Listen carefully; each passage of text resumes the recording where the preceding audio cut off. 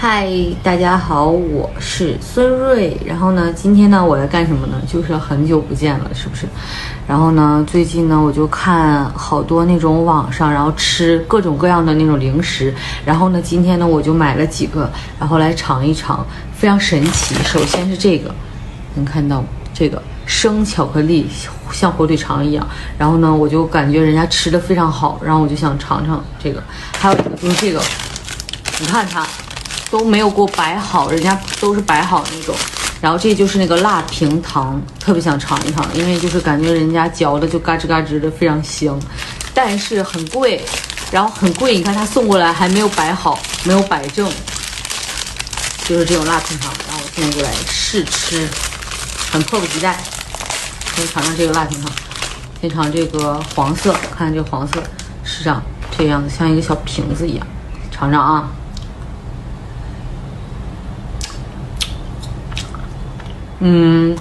嚼起来像口香糖，这是个可以吃的辣，然后里面还是果汁，没有味儿。尝尝里面的辣，不是，尝尝里面的果汁。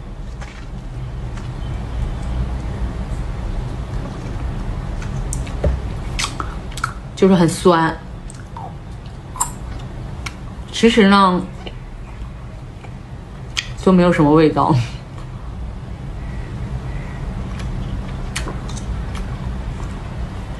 我感觉咽不到肚子里，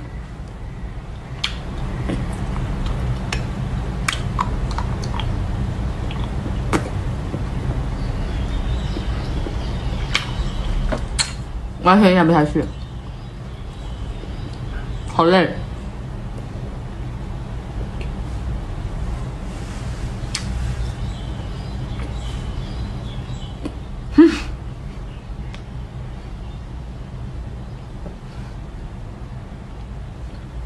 完全咽不下去，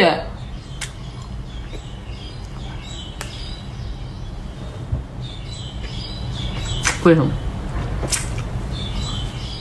完全咽不下去，就是像嚼塑料一样，然后但是是非常软的那种塑料，就是这种感觉。就是喝这个水儿，好像就是它的意思，是不是就是让我们喝一下这个水啊？这个水价值50多块钱吗？但是非常好咬，像那种软的塑料管。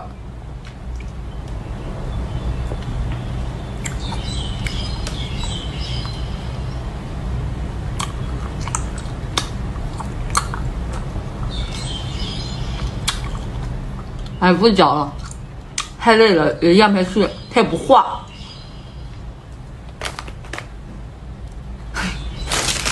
再尝尝这个，还有2，哎，懒得吃了，不吃，喝完，尝尝这个，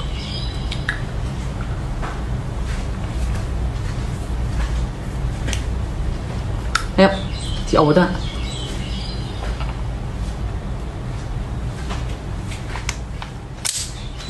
好了，哇，这个感觉不错。